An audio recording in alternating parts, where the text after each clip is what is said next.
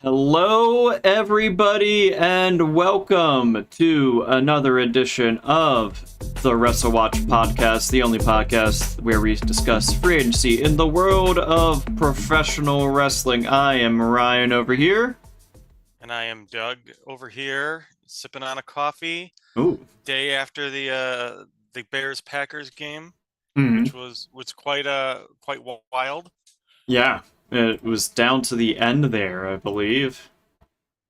Yeah, it was one of those situations where I felt like neither team really deserved to win because the Bears defense was awful at the start, Yeah. and the Packers just completely gave up in the second half. So it's like they both equally lost, but the Bears came out on the end.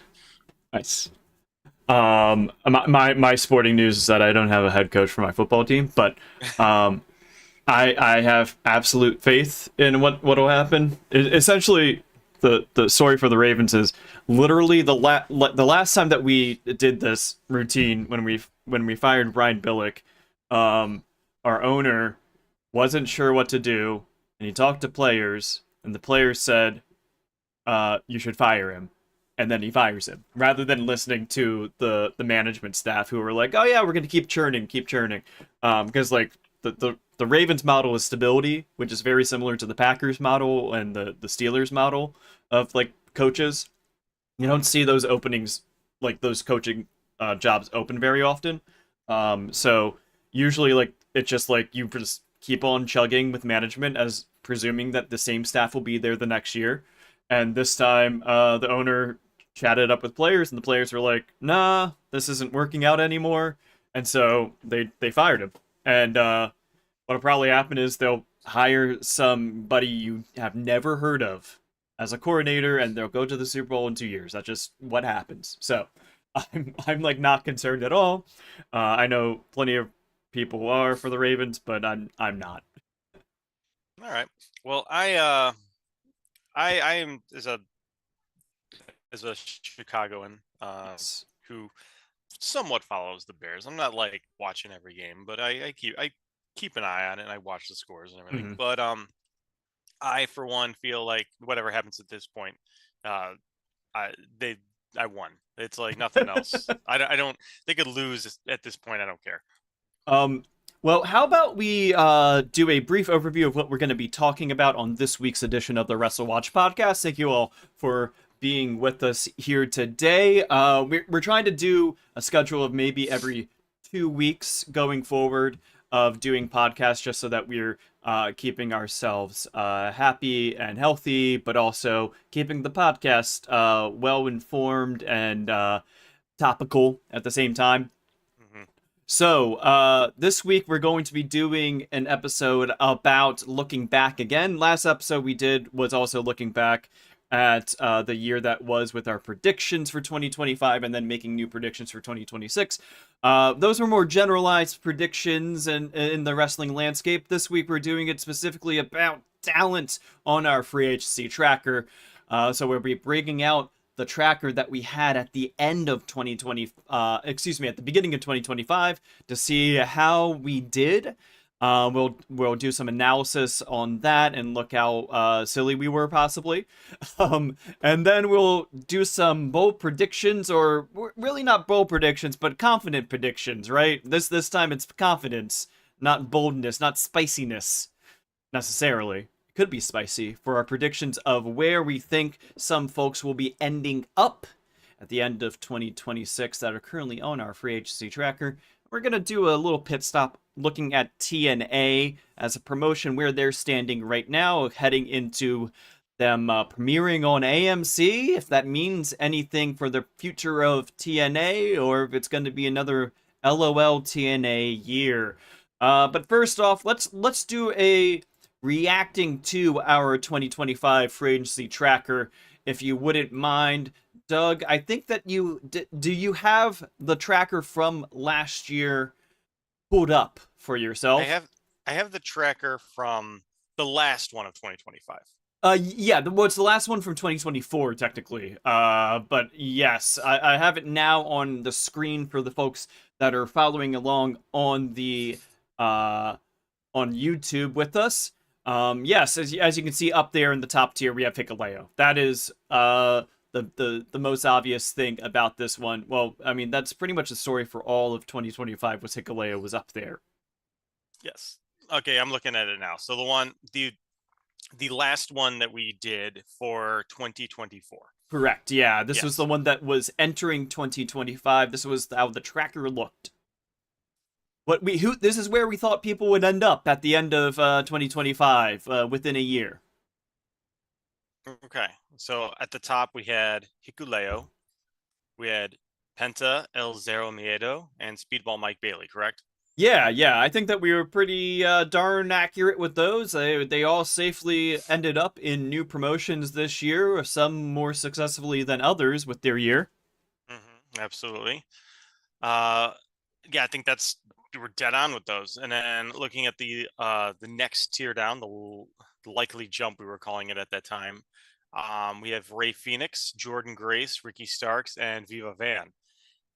And All of them ended up there, yeah. yeah, they all ended up going where we thought they were going to go. Viva Van is, I believe, she's still employed with.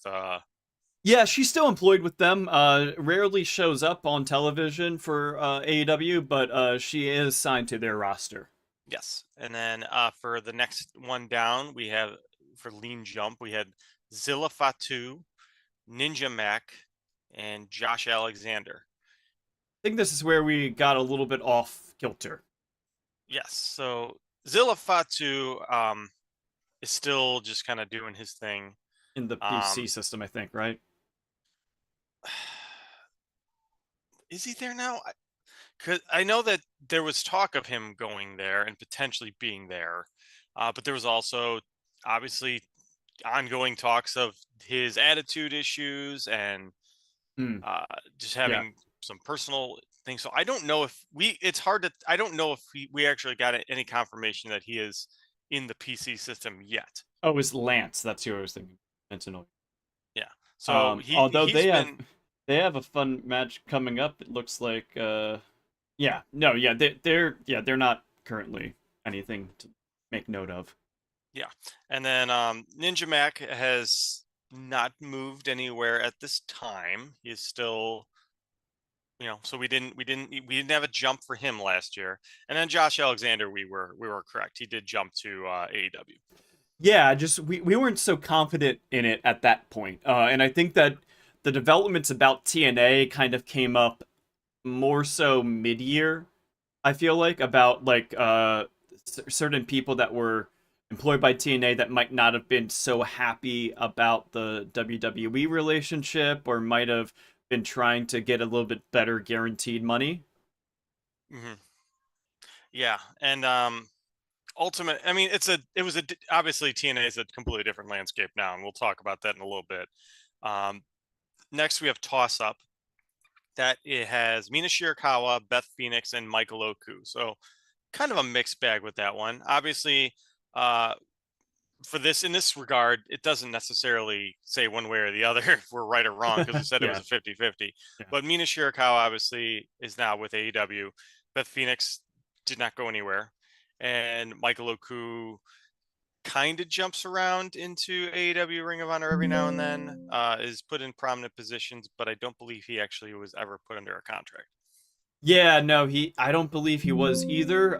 He is still rocking it out on the UK Indies, primarily with Rev Pro. Yeah, I think that Mina at the time, I don't think that I was a little bit less confident in her leaving Japan at that point. Mm-hmm. That was in the midst still of the at that point within the Tony Mariah storyline. Tony was, I don't think that she was even back on TV yet at that point. So No, I don't like believe she was either. No. yeah, so um at that point I was thinking at least that Mina was just gonna go back to Japan, that there wasn't much going on with that. Um Beth Phoenix, I mean, we'll see what happens in the future. She did make an appearance in AEW, Mm-hmm. but Mm-hmm. I'm not super confident even now today that anything is going to happen with her long term with AEW. Yeah. I don't get the impression that she's champing at the bit to get back into it. So she's Yeah. that maybe we saw we were going to see with her. So going into Lean Stay, Ooh. this is the one where it gets a little more interesting because we have. Well, actually, since there's more on this one, let's go each one by Yeah, one. So we have yeah. So Joe Hendry is the first one. So we felt that he was not going to leave TNA in 2025, which was maybe a bit of a spicier take for us. But I think we collectively were correct because he is still with TNA. I mean, kind of. He's Yeah. now he's about to. I think it's still in the about to phase of uh, officially being on WWE. I think that currently now he is contracted to WWE though. Okay. Yeah. And once again, I don't think at the time we could have predicted how messy this TNA situation would have been. Yeah. So that just makes things weird too. Next, we have Alex Windsor. We thought that she was going to stay independent. Oh, She did not. just a note on Joe Hendry. He officially is actually on SmackDown now. Okay. Yeah. So he had a match with The Miz on SmackDown, and so he's not even gonna be doing NXT any forward. He's doing SmackDown. Well, good for him. Alex Windsor, we were another one. We were wrong about Alex Windsor because we thought that she would stay independent. She did not. She signed and is all elite with Yeah. AEW. So that's one we. I mean, granted, we did consider that as an opportunity, as a possibility. We said we're kind of leaning towards it, but ultimately she did make that call, make that jump. Yeah, at this point, in the current trackers parlance, that would be possible, and I think that saying that it was possible that Alex Windsor would end up with AEW fully I think at that point was a pretty uh accurate Yeah. definition of what she was doing at the point. Yeah, when you frame it that way, I think that that's true. Yeah. And Leon Slater, I think that this one might be just a spoiler alert this a little bit. This one might be one of the ones that I will be doing for our who we think is we're most confident on for 2026. Yeah, he's one to keep an eye on for sure. Just the way he's being used by WWE currently. Yeah. But right now, he had him as a possible. Then we had Samantha Irvin, who was another one that we kind of had as a possible, largely because we knew she had this non-compete. And from what it sounds like, this non-compete is going to carry on through 2026. Yeah. So, I mean, at this point, but she's definitely hinting that she wants to get back into things. And, you could make the inference that means she's probably going to go to AEW. Yeah, probably. And I think that's probably something that's going to happen soon. Maybe not, I mean, just soon as in, when her non-compete's up, whenever that is. And then we have Indy Hartwell. And an interesting thing about Indy Hartwell, just to mention, is that at this point, when we were doing our tracker, we were not considering TNA as really like a destination to jump to.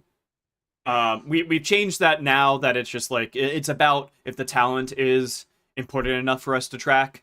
Then if they go anywhere different, then it's important. So I think that that's part of why she's so low on this. Yeah, but to be fair, she's not done much all of 2025. I mean, I don't have her cage match in front of me, but I'm just trying to think. Like after she was released, she had some things pop up here and there, but she really just kind of fell off. Well, she's in TNA proper. She made her debut in April at the Rebellion pay-per-view for TNA. She has been positioned fairly high up their card. I think in June she was like #1 contender to the Knockouts Championship, but she never won it in all of 2025, which I think, like, considering that has she been doing much the fall and winter? I mean, she was a member of the Team TNA for the definitely not Invasion special with NXT. The Showdown, that's what they called it. Yes. She was Yes. on Team TNA But she has still not won any championship in TNA. I mean, they've given the belt to NXT talent before they've given it to her. So Yeah. So so maybe I spoke too soon with her, but she definitely does not have the buzz going on in terms of uh, free agency and potential desire to have her elsewhere. I think that she's, well, no, because she you know, signed to TNA, so right. it's But over.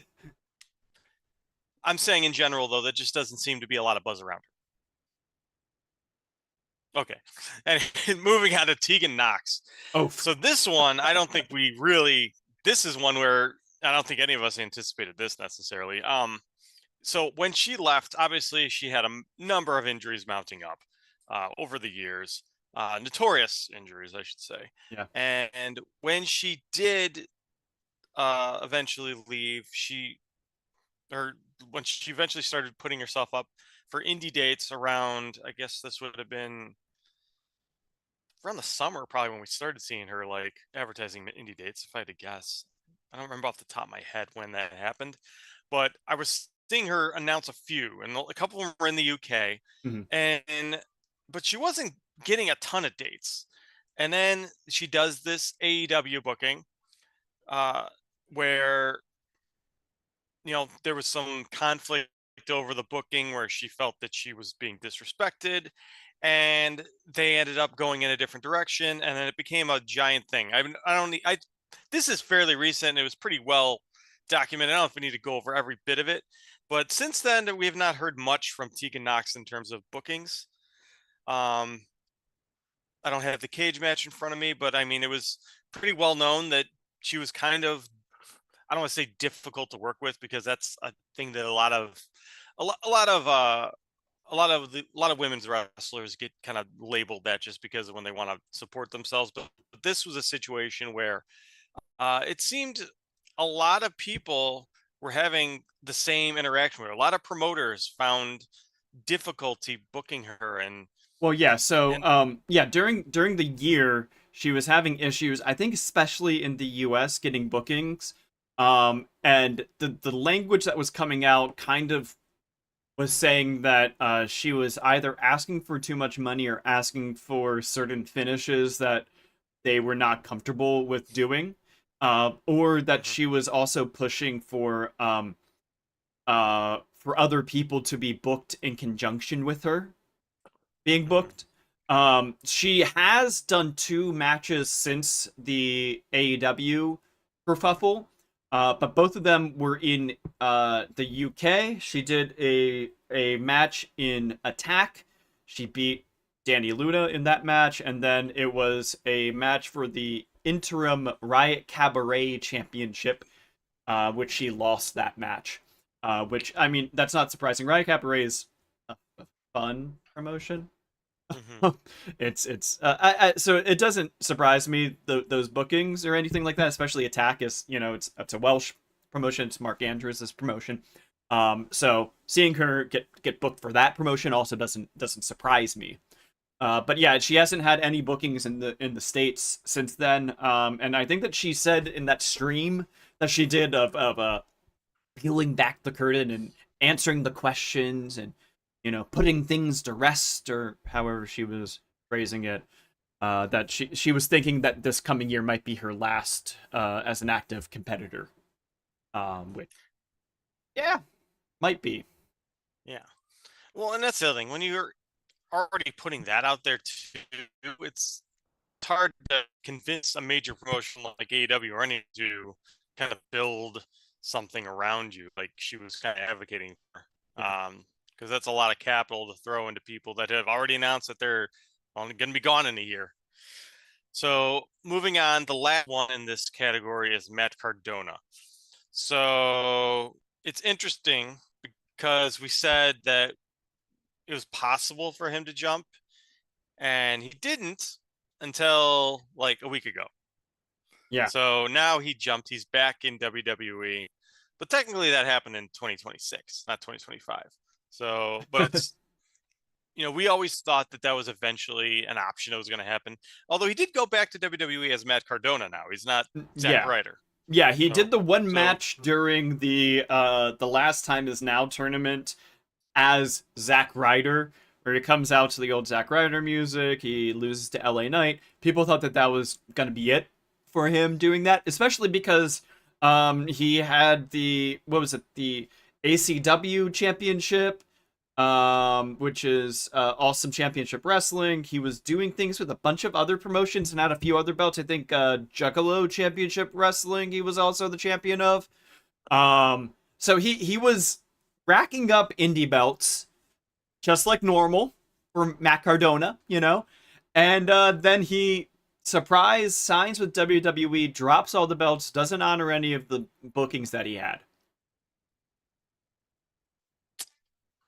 yeah, well, to be this is not an uncommon story. I mean, this isn't necessarily exclusive to WWE. I mean, we see this happen a lot of times. Someone, you know, signs a contract, they have a bunch of belts, you know, they get vacated. Sometimes they can go lose them to in certain situations, but you know, especially when they have multiple indie belts, a lot of times it's just easier to vacate them, and that's usually what happens. Yeah, All right. I just think that it's a big difference between how TKO deals with these things versus how when it was the Vince regime dealt with them. Mhm. Because they used to just let the people finish out their bookings, but now they don't. Now they tell them, screw the other promotion. We're gonna take you now. Mhm. Yeah, definitely more so than I mean, there were situations in the previous regime where they absolutely just had to vacate belts. Yeah. But you're right, it is more so than usual now. All right, next one is going to be the likely stay. So this one we have Sami Zayn. We didn't predict he was going to go anywhere. He He hasn't didn't go yet. anywhere. Yeah. Yeah, so I don't really have anything else to add to that. I mean, we've No. talked about Sammy before, one of the Magnificent Seven. All right, then we have Tekla. Tekla um, is one that did eventually jump, went to AEW, uh, and we had her on our radar for quite a while, probably longer than most people were really considering her, just because she had made comments in the past about potentially going elsewhere. She obviously has the look. She's a good worker. She can promo, and that's impressive considering English isn't even her first language. And, a lot of people pegged her as one to watch, and we did. And she did eventually jump. We didn't think it was going to happen necessarily as soon as it did Yeah. or how abruptly. And I think that's why she's so low on the tracker. But we did have her on our radar. Yeah, she's been somebody that we've been keeping an eye on for quite some time. She had been making comments in magazine articles and such about wanting to work in America. Um, People thought that was just idle talk. And well, it turned out to be idle killer talk. Yeah, so yeah, I don't think that we expected it to happen so quickly, but I'm not surprised that she did jump. Yeah. All right. Next, we have AJ Styles. Oh, can I say one more thing Oh, about Tekla? yeah, yeah, yeah. I think it's interesting the reaction of the hardcore Stardom fans to her in her latter days. Mhm. Because I feel like the hardcore Stardom fans didn't really like the gimmick that she was doing.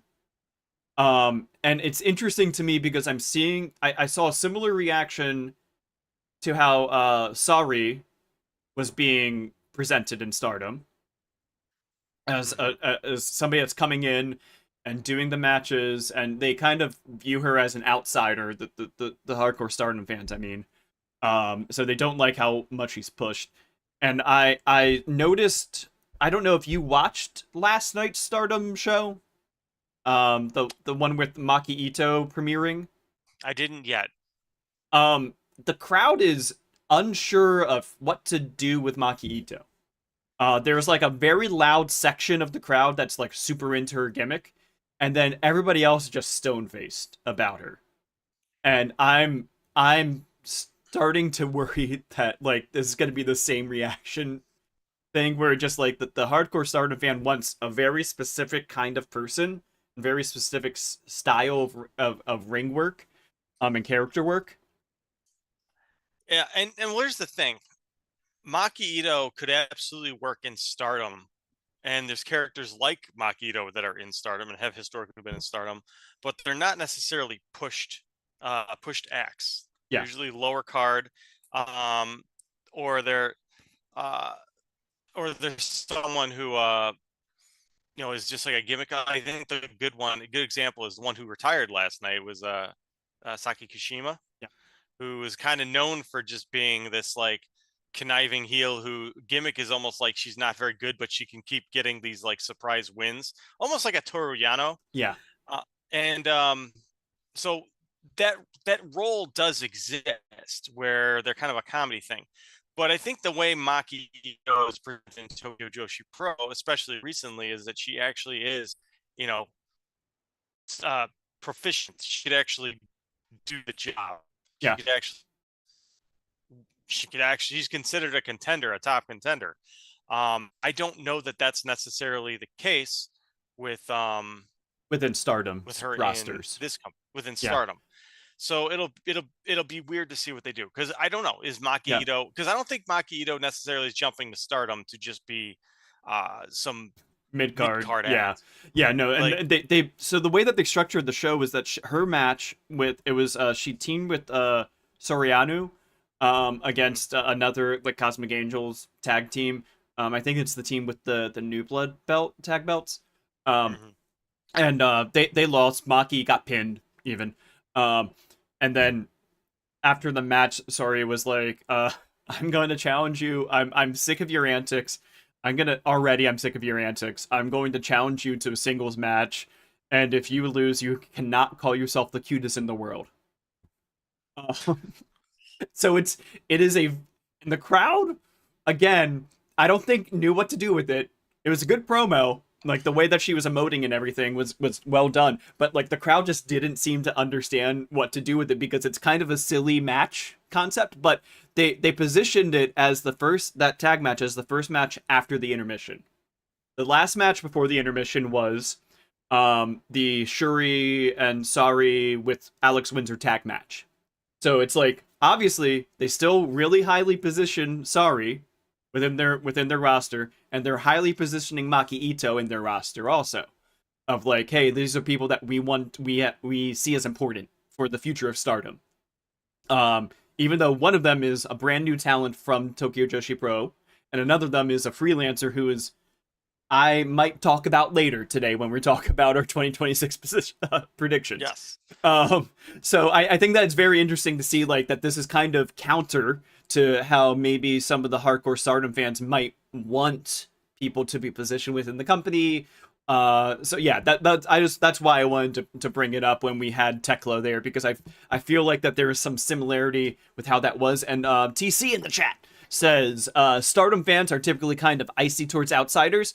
Took them a while to embrace Julia, never really did to Tekla. Stardom fans don't like Sari. Yeah, and I mean Natsupoi kind of has that too, because she used to be in Tokyo Joshi Pro. She was international princess champion for a while, and it took a while for them to really warm up to her. I feel like as well. Yeah, even like someone like Suzu Suzuki took him a little while, Mm-hmm. and she's Yeah. pretty firmly been in Stardom now at this Oh yeah, point. But yeah, and she has her own. She's leading a faction even in yeah, Stardom. Yeah, yeah. But she and took a while. I mean, took a I think while. all these Julia adjacent people it took a little while. Yeah, so I think that it's an interesting thing to see because now that Stardom is transitioning into being like, yeah, we're open to outsiders, we're open to people doing independent bookings that are signed to us. We have more integration with New Japan, all those kinds of things. It's interesting to see the how that is counter to like the hardcore Stardom fans like image of what they want Stardom to be. Um, Hmm. so Right. how about we continue now with somebody that might also be discussed later today, for for predictions of what they'll do at the end of the year is AJ Styles. Likely stays where we had him. I think that I mean we hit the nail on the head. It still is likely that he's staying in WWE. I wouldn't Hmm. say that it's certain that he'll retire there yet, but it's in that range. Yeah, I would agree with that. Um, obviously he's debuting. He's going to be on the first episode of TNA. That happens this Thursday. Yeah, the So first that'll be AMC TMA yes, episode. We'll see if he's appearing or if he's doing anything. yeah. And if he's appearing, is he appearing via video? I mean, Lot I assume he's there. I assume from he'll be there. from the Hardy compound. Yeah. Like if he's not there, I mean that'll be bad. But That'd be pretty bad, yeah. And the tickets for this show are doing all right, for the record. It's nothing to really write home about, but they're doing better than most of their TV scheduled bookings yeah, for the ticket sales. So that's good for TNA. Like I think that, and how about we chat about TNA now, about where we think yeah, we can do that. things are gonna go for TNA. Yeah, so this is like their first show on AMC as part of their new deal here with AMC. It's a revenue share deal with TNA, so it's not them getting a guaranteed amount of money. It's based off of how well they do with viewership. They still have people who are not under full contracts with them. They were trying to do these 3-month contracts for wrestlers. They were promoting Jinx something for the premiere episode until recently, and by until recently I mean after he already had debuted on AEW. They still had things promoting him to show up for TNA. Um, I don't know if you saw, but the Rascals have been pulled from the advertisements for upcoming TNA as I well. did, I did see that. I don't know what's going on. You're right. It's very interesting to say the least that all this is happening the way it is. I tend to get the impression that what we're seeing is maybe some late stage shakeups in terms of like who they signed to deals and who they thought was. They might have just assumed that they would have these people around Yeah. and didn't think they were going to make these jumps, but obviously they did. Yeah, I mean, one of the people is Mustafa Ali, who we had as a likely stay at this point last year on our tracker. Mind you, of course, that we didn't really think of TNA as a destination at that time, so saying unlikely for him to end up in AEW, New Japan, or WWE. I think that was accurate for the time. But he's somebody that says that he is re-signed with TNA. But again, we don't know if it's a 3-year, I mean, excuse me, a 3-month extension, or if it is a super long-term extension for him. Yeah. He's Here's the thing with Mustafa Ali, and I say this as nicely as I can. Um, he's someone that is a very good worker. He really put a lot of effort into his gimmick, but for some reason he just never really clicked. Mm-hmm. And I think he tried so I mean that's the thing. He came out of WWE with the momentum, he was kind of like this disruptor. He did the whole, you know, I'm not gonna, let them dictate to me. He came out with, a ball of fire, went to New Japan. I think he did a best of the Super Juniors, if I'm not mistaken. And then Yeah, and then he he did not do Best of the Super. he did not. Okay, so but No, he when he definitely did worked when Japan. no, he didn't go to Japan for New Japan. He worked New Japan. Yeah, He worked New he Japan did the USA. USA shows. Yeah, Yeah, so he worked in he worked in the promotion. I'll say that. He worked in the promotion. He also was doing the indie rounds. He started this whole like, presidential campaign gimmick thing that he was doing. Uh he was going, I remember, I think it was at an All Out. He was just outside the arena at All Out, like handing around like campaign literature, yeah. just like doing the full gimmick. And I thought that was kind of silly, but it was kind of ballsy to go out there and actually kind of put yourself out there like that and just kind of really push his gimmick. So he tried really hard, but he never caught steam, and eventually he cooled off a lot more. So to the point where I'm not surprised that he's didn't really go anywhere else, because he wasn't going to go back to WWE most likely, and AEW clearly didn't show any interest in him. Otherwise, he would have been there. Yeah. So he's back at TNA, and I could see him just being. I would push him as a centerpiece at TNA because he's a good worker, Yeah. and he's very clearly not a flight risk at this point because he would have gone somewhere. He clearly didn't have the interest, or people didn't have interest in him. So I think that's probably the best move for him. Well, he is a faction leader in TNA at this point. He is the leader of a faction called Order 4. I don't know if you heard of that. I've not, as you probably can tell, I'm not completely up on my TNA factions at this point. Yeah, he's it's a faction with him, Jason Hotch, John Schuyler, and Tasha Steeles. Okay.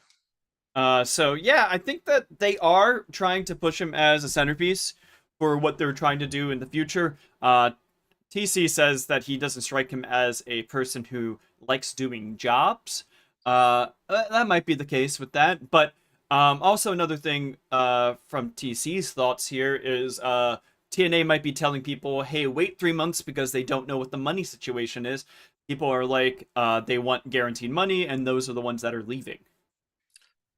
I mean, yeah. I mean, especially because here's the thing. I think everyone is looking at this whole TNA, and this is kind of a larger point. Everyone's looking at this TNA TNT deal, and it seems very clear that they're basically trying to copy exactly what AEW did with Dynamite, Yeah. where they sign with a major channel on a rev share deal, prove that they can get numbers for a significant amount of months, and then go back to the table and renegotiate a better deal, which is what AEW did. And that's how they got that initial, 4-year deal, or was a 3-year deal with a 4th-year option that they got. And then eventually they got the current deal now, which was significantly higher than that. Yeah.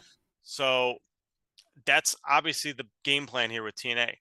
Now, the caveats with this is, one, I don't think TNA necessarily has the buzz that AEW had, because AEW was lightning in a bottle with the right people leaving New Japan at the right time, the right network, which was TNT. AMC, I don't know if AMC in 2026 is not the same AMC that was, airing Walking Dead and Breaking Bad and Mad Men. It's not 2010. Yeah, it's not 2010 AMC. So it's really dropped off in prestige. Like, what was the last major hit they had? Better Call Saul? Perhaps for your viewing habits, yes. But they have been doing the Interview with the Vampire Universe, which is popular. I did watch that. I do watch that. Yeah, they do have that. That's true. And the Boulet Brothers Dragula, which is the version of drag competition that the streets like more than RuPaul's Drag Race. RuPaul's Drag Race is now the silly commercial one. This is the cool one. I've heard comparisons. People have said RuPaul's Drag Race is basically the WWE of drag.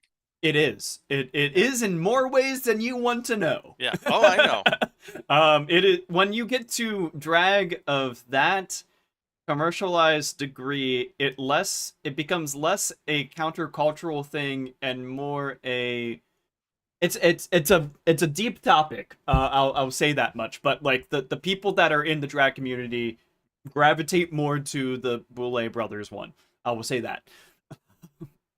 And the people that work those shows do not work like working RuPaul ones as much. When they tour. Yeah, so AMC. So how about I'm gonna give you 3 questions, okay? Okay. Or 4 questions. We'll give it 4 questions. I want you to predict what'll happen with TNA by the end of the year. Number 1 question. Will they still be on AMC, and will they have a permanent deal with AMC? Like a guaranteed rate? I believe they will still be on AMC, but I think it's going to still be the revenue share deal. Okay. I don't think it's going to be a new one. Okay, the second question is, will they still have a partnership with WWE? I think so. Yes. Okay. The third question is, well, it's part 1 and part 2 with this. It's 3 and 4 is, who's going to be the TNA world champion and the knockouts champion then? I'll be honest. I don't really have an answer for that, and I don't. But I will say this: I think that a year from now, so we're talking January 2027, Yeah, correct? yeah. Who's going to be walking into Hard to Kill as the champion? I will say this: Actually, I think it will. I think that at that time, at the very least, there won't be any WWE champions. Okay. Or I think that if they're, I think they'll still have some type of connection to WWE. Maybe they still do their equivalent of a Forbidden Door show and things like that. But I don't. I think TNA at that point will have distinctive TNA champions. And the final question is, will AJ Styles have done a match in TNA? Yes, Okay. I will say yes. Okay. That is our TNA roundup, unless you had anything else that you wanted to chat about with TNA. Nope, I have nothing else.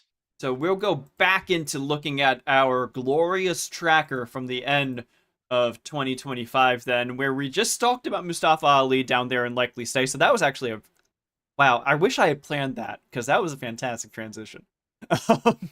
We have a Dragon Dia down there in the unlikely zone. I think I mean, he didn't end up anywhere different than he is right now. Yeah, so we're good there.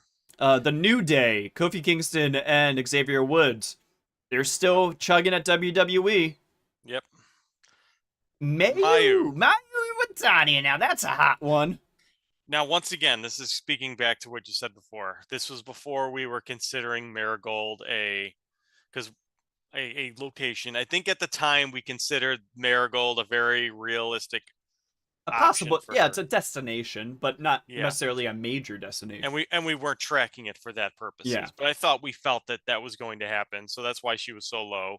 So I think we were accurate on that. We yeah. definitely saw Marigold as a realistic option for her, and that's where she ended up. I mean, like the primary reason why we changed our system was because of this situation. Absolutely. And then the next one and the final one for this tier is Danhausen. At that time, I mean, we didn't know how long his contract was going to be. I think now that we know, I think we're pretty confident of what's going to happen with it, right? Yeah, yeah. So I think we all, yeah, he's, spoiler, he's one of my five. Yeah, he's. Yeah, we'll get to that Yeah. stage in a bit, and then down there in the safe stays or the remote chances, as we would say nowadays, I think that we're pretty good on most of these.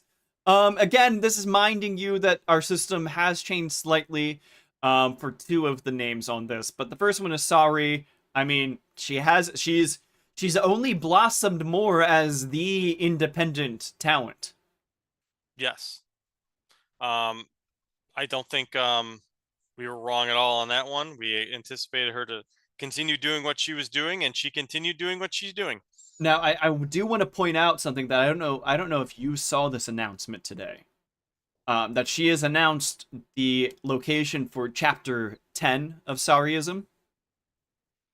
It is at the um, excuse me, one second. The Yokohama Budokan, which is a 3,000 capacity building. All right.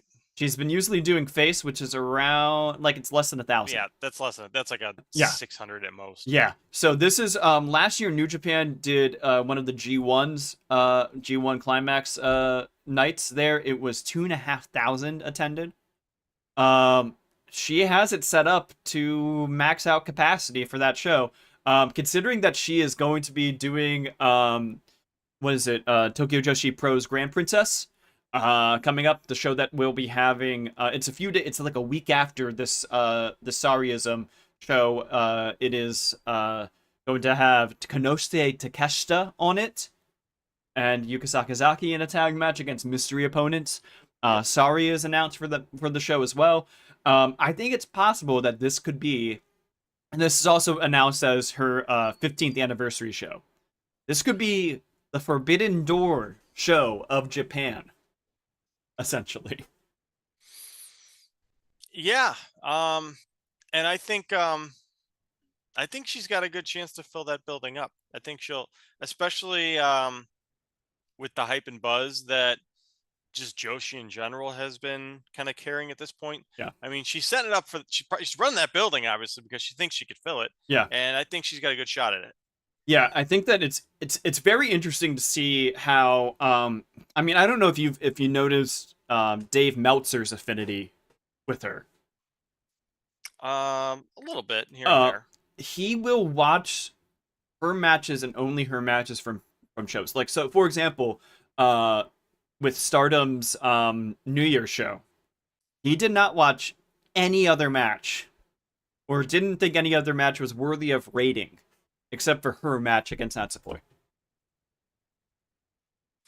Yeah. Uh, and he's only rated 2 Sendai Girls matches ever. One of them was Mako what is it? Mako Satomura. She just retired last year. Yeah, that Um sounds right. that was her stop in Sendai Girls last year against Chihiro Hashimoto, and the other match was Chihiro Hashimoto versus Sari. So he's like, it is his Joshi new favorite performer. Um, I think that she carries a lot of weight nowadays in the Japanese circles to book people if she wants to for that show. And I think part of that, I'll say this about um about Dave and the Joshi that he chooses. I think a lot of people maybe read a little bit into it, but I think it comes down to the fact that just he's not going to do stuff, not going to watch stuff that's not super accessible. Yeah, Having said that, he obviously will like get a show and only watch specific matches. yeah. He does do that. That's absolutely the case. But not watching Sendai Girls, I'll be honest, I'm not. Oh yeah, no, That's hard to. I get that, but it's like Yeah, the he only reason definitely why he's, parachutes in for matches. yeah, You're he's right about that. parachuting in for that. The other folks that we have on here is Utami Hayashishita, who didn't end up anywhere else. Yeah, we the only reason we had her on there is because we thought there was going to be this marigold to WWE pipeline that Yeah. really didn't turn out the way we thought it would. We have Hook down there. At the time, we weren't sure if he was going to re-sign with AEW. And since then, he has, I believe. I believe at this point. Yeah. Street Profits, similar situation, but with WWE. Yep. El Hijo do Dr. Wagner Jr. This, I mean, we didn't see what was coming here with AAA. Yeah. No.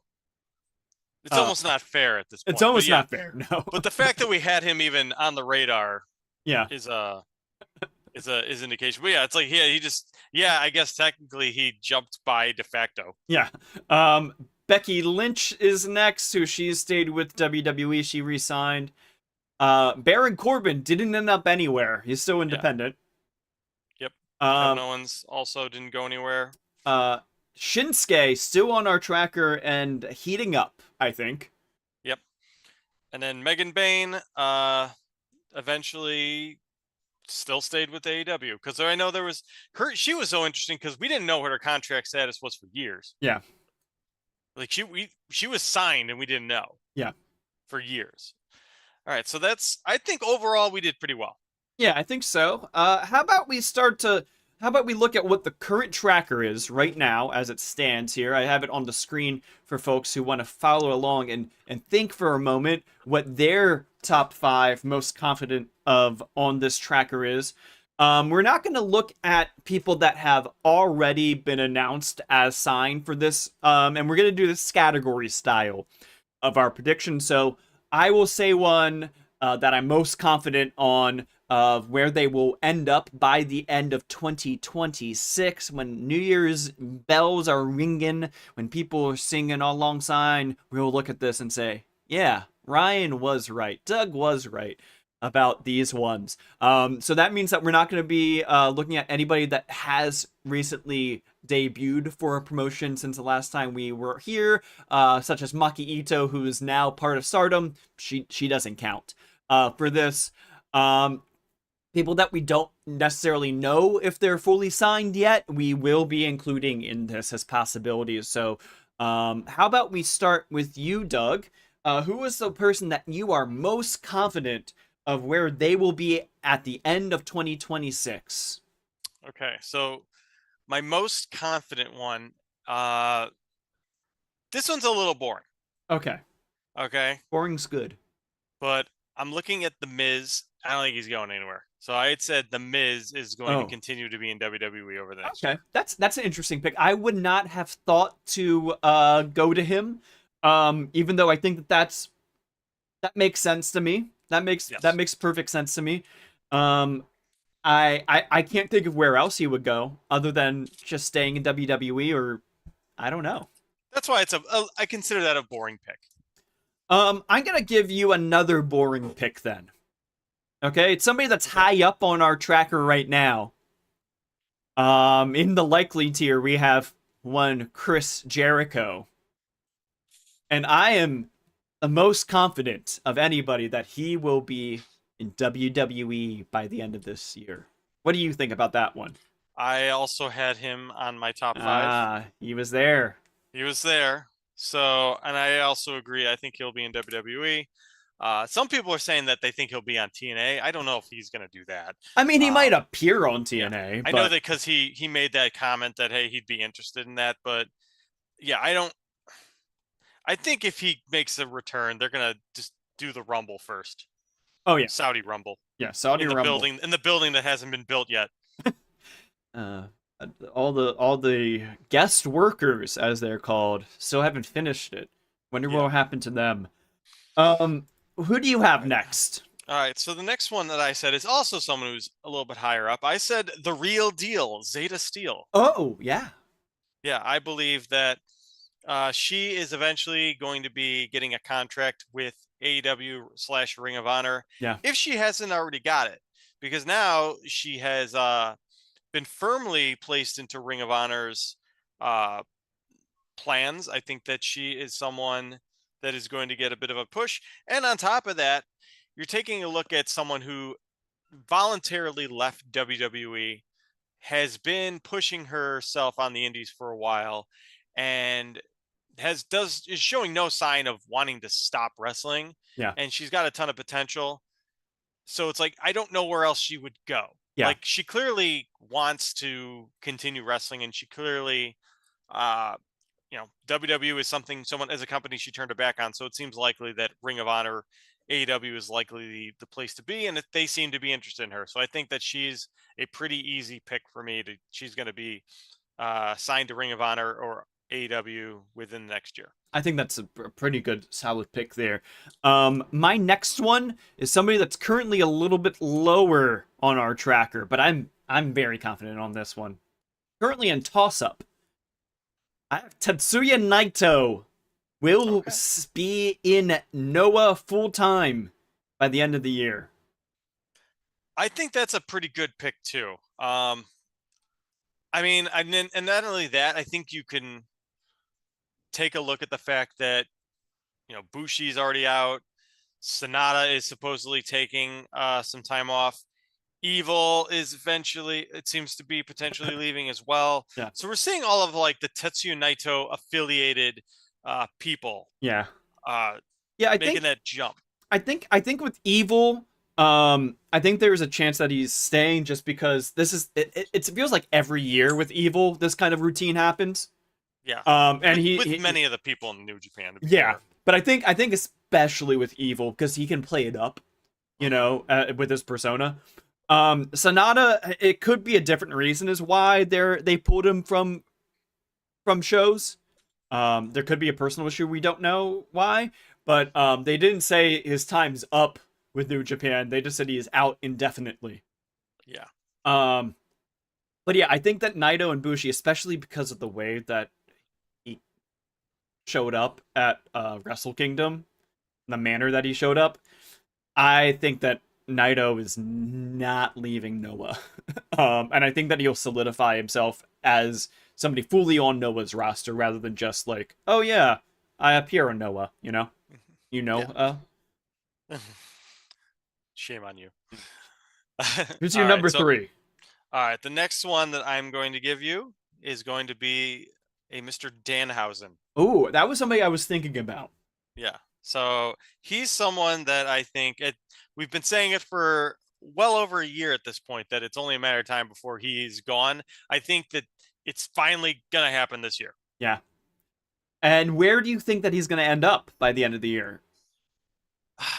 I know. I think that there's perhaps maybe less interest in him in WWE at this point, just because they already have, their Mr. Iguanas and stuff. But I think that I think he'll still end up there. I think they're Okay. still going to kick the tires and give him a shot. That's where I would think that he'll end up as well. I think that Danhausen will be in WWE by the end of this year. My third pick is somebody that was referenced earlier today as somebody that we might talk about again later. Currently, we have him on our lovely tracker as trying to see where he is. He's a toss-up right now, I believe. No, I can't find him. I'm just lost right now. But it's Leon Slater. He's remote right now. Later. He's remote right now. Yes. That's it. I think his contract with TNA is supposed to run out during this year. He appeared on the Saturday night's main event, the John Cena retirement show, in a match against AJ Styles. I think that WWE is very high on him, and I think that they will want to sign him once his TNA deal is up. I have nothing to add. No notes. That. I think you're absolutely right. I think that's going to happen. Who's your number 4 pick? All right. So number 4 is someone that I also think is going to be sticking around where they're currently at and not leaving. That's going to be Dragon Lee. Okay, so Dragon Lee is going to stay with WWE / AAA. Yes, I do. I think that for a couple reasons. One, I think that he's still got some time. I think that we're going to see I think we still want to see what happens with this AAA stuff. I don't think anything's going to be shaken out in the next year. On top of that, when you think about places that he could go, I don't know that necessarily he would go back to AEW. Maybe he would, but he didn't leave exactly in the best way. No. That was, pretty notoriously rough. And I don't know if CMLL would want to touch him. Yeah. And that might even be something that would sour the relationship if he were to go to literally any of those promotions, New Japan, CMLL, AEW. So he really kind of pigeonholed himself. Yeah. So for that reason, I don't think he's going anywhere. That's fair enough. Yeah. My number 4 here is somebody that we have down in remote right now, but I think that he should be higher than that even. Okay. I have Shinsuke Nakamura. Okay. Yeah, I mean, at this point, what do you think? And here's the thing. I think the way that the whole Tanahashi retirement thing went down, like at the time I didn't think too much about it, but as I was watching the show and you see all these people coming out giving him his flowers, and you see that WWE booked him, and because he was booked on some house show, he was not, or not. He was booked on SmackDown last Friday. Yep. He was booked on SmackDown, and he really for a 5-minute segment. Yeah, he didn't need to be. No. And the whole thing just seemed very petty. Yeah. He, for the most part, didn't. He was professional about it, obviously, but it just came off very bad. It didn't come off well at all. Yeah. So just so it's apparent, because I didn't say yet where I think he's going to end up. I think he's going to end up in New Japan by the end of the year. I think that he could end up in either New Japan or AEW at this point. I think because what we're looking at here is I made this prediction last time. Our last episode, I said that in the next year he's going to be somewhere and he's going to have his old theme music back. Yeah. That could be in AEW or CMLL or it could be anywhere really except WWE. And I think that, if you had a gun to my head, I'd probably say New Japan's probably where he's going to go. Yeah, I think that the major thing with this for me was how. So first off, yeah, he asked for his release last year. We know that. That's one nugget of it, which doesn't necessarily mean much on the long term. It could just be like, oh, he asked for it specifically because of this match, not necessarily because of other reasons here. But this past week, where they booked him just to be petty, and then he though at the same time gave an armband to Takeshita for Takeshita to wear on the show Hmm. on Wrestle Kingdom. So he's obviously very involved and he's obviously very like interested in what's happening with New Japan right now. Yeah. So I think that I mean, like, if New Japan wants to, take the template that WWE has been doing of trying to do these retirement tour kind of things, I think that Shinsuke on a retirement deal with New Japan, that is your next time that you can sell as many tickets as you did in Tokyo Dome. You know? Hmm. Yeah, I agree with you completely on this.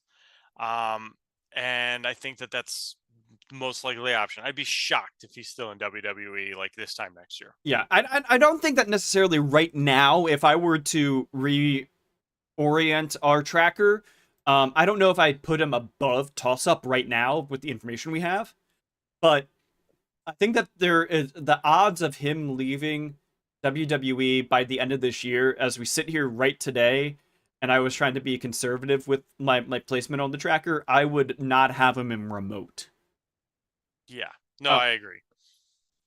who's your last pick for this Well, category I predictions? had Jericho as well. Okay. Well, So I don't have one there. I do uh, have another one that I have kind of had circled, but I will let you okay. give your last one. Who do you have circled? I have Lacey Lane circled. Interesting. She's already been announced as signed to AEW, but hasn't appeared yet. Okay. Then I wasn't sure how if that was locked in. So that's why I just kind of had her on the back burner. So then I don't have anyone else. My other one is a spicy one, I feel like, but not so spicy. Is it okay? Okay, who Can do I you see think if it I is? can Yeah, can I see yeah, if I can guess? yeah. Is it someone that's currently on the lower half of the tracker? Yeah, they're in the lower third. They're in the lower half, yeah. Okay. Is it someone who's currently in Japan? They are currently in Japan. Is it Miyu Yamashita? No. Uh, Oh, I although that one is a good one to pick on because of I think that she could just I think that she's likely just staying with Tokyo Joshi Pro because I think that their roster needs her. okay. Well, then I think I know what your spicy pick is. Okay, who is it? I think your spicy pick is Gabe Kidd staying in New Japan. No, actually, it's not. But I That'd I be th- spicy. I think that so I it's interesting what came out about the end of Bullet Club. Um, that there are people that are currently in Bullet Club in Japan who are upset that they ended Bullet Club the way they did. Okay. I think that if you look at who was in that promo that Yoda Suji did, where an outside member ended Bullet Club, you'll notice that the people that are on screen are not the entirety of Bullet Club. It's Shingo Takagi, Gedo, David Finley, and I can't remember who else. There's like one or two other people. Might have been Gabe Kidd. You didn't have Knockout Brothers. You didn't have Taiji Ishimori. I don't remember if Clark Connors was there. Um, I think that the guys that are likely staying with New Japan were thinking that Bullet Club was going to continue. And these Okay. guys that have their deals coming up that are the Gaijins, and also the guys that aren't even in Bullet Club, decided to end Bullet Club.